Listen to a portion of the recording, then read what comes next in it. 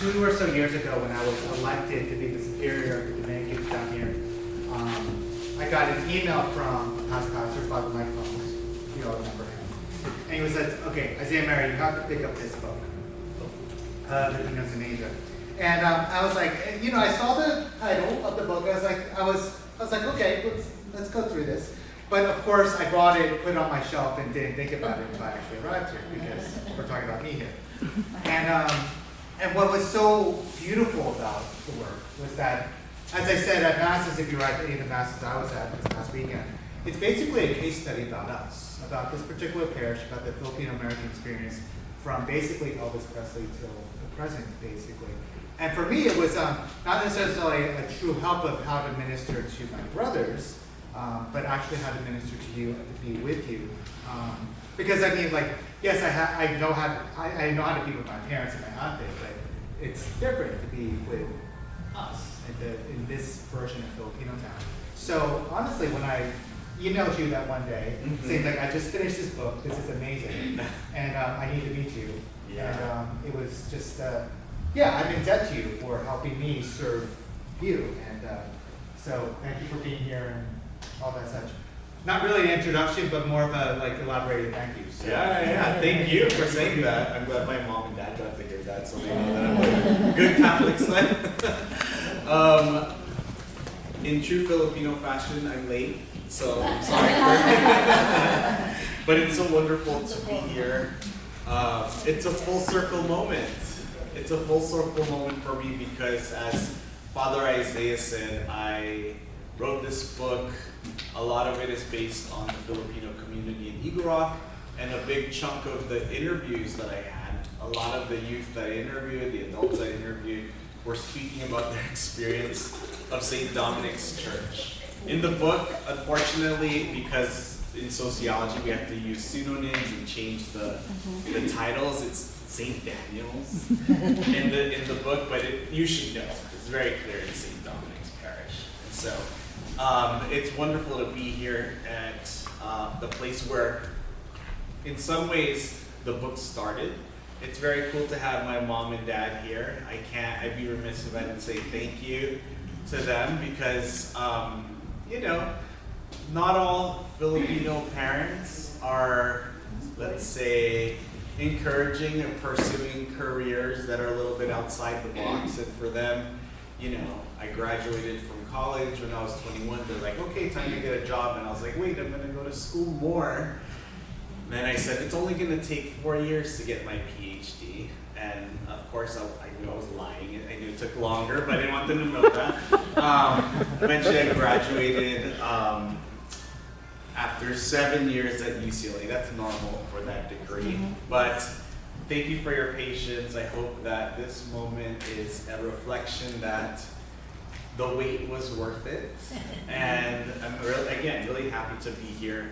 I'm going to be talking a lot, but I also want you to feel free that you can talk as well. I'm also excited because it's 2024. The semester for us hasn't started, so this is my first class of 2024, so that's kind of fun. But we only have an hour to talk. It just seems really short. I feel like we could talk for weeks about some of the topics I'm going to bring up today.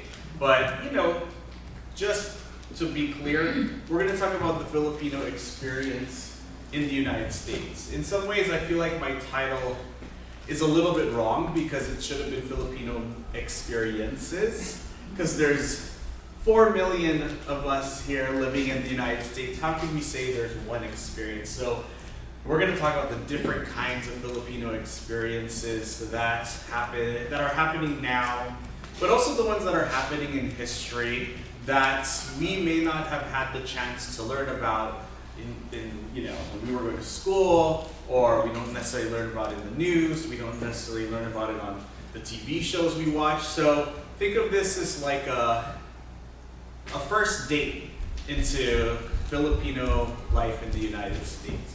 Obviously, you have your own experience, and that's going to be very valuable, and I want you to bring that up here as well. I want to give you a little bit of background because,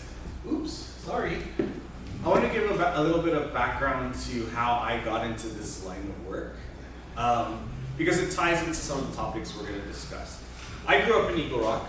I grew up near Tommy's and Trader Joe's, near the park by the 134 freeway. And as you know, you just turn your head and you know that you're in this vibrant Filipino community. I mean, our mall has a freaking Jollibee, right? You can send money to the Philippines after you eat Jollibee. Then after that, you go to Seafood City to go get your groceries. Clearly, there's a lot of Filipino community here. It's not easy to feel. It's very easy to feel like you belong as a Filipino, even though I was not born in the Philippines. I was born here in LA. But when I went to college, I moved to the Bay Area. I went to Stanford for undergrad.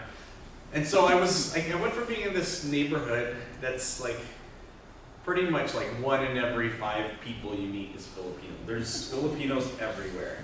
And then I went to a school where there was no Filipinos to be found. It was like 20 in the entire school of like, how to say, thousands of students. Yeah. You mean you never went to Daly City? You know, the funny thing about this school is it's like a bubble. They joke that it's a bubble that you never get out of it. It's really hard. You were there, right? Yeah, first time. You don't do that at Stanford. It's weird because it's so close. You think San Jose, Union City's across the bridge, Daly City's right there, but I don't know, it has like this weird gravitational pull. You never leave campus.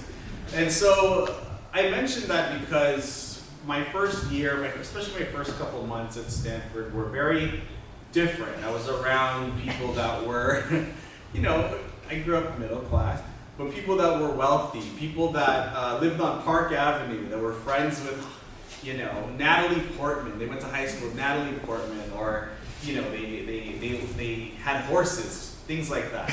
Not everyone, of course, but it was a big culture shock. Plus, I was a place with very few Filipinos, that was extremely affluent. I was leaving home for the first time, and so I felt a whole lot of isolation and stress. And of course, that's not the easiest thing to talk about, because you know we always trying to put out our best selves, and it's not always easy to talk about our vulnerabilities. I know that we all know in this room that you know that your kids or your grandkids or your partners or your husbands or wives, they will be feeling stressed, or you know something's wrong, but is it always easy to talk to them? Not all the time, because it's like we want to show our best selves. So that was my feeling my first year. I felt like a fish out of water, but I happened to meet this woman. She's a picture. Here's a picture.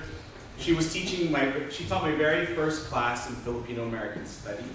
Her name is Dr. Dawn Mabalan. Unfortunately, she passed away a few years ago, but it was this one person who had such a huge impact in my decision to go here. And the reason I wanted to pursue this work, which involved, you know, reading about Filipino history, writing about Filipino history, getting the chance to meet people and talk about Filipino history, is because that piece of knowledge completely changed my experience at Stanford. I went from feeling like a fish out of water to feeling empowered, to feeling like I understood that I come from a very vibrant community that has a lot to contribute to the world.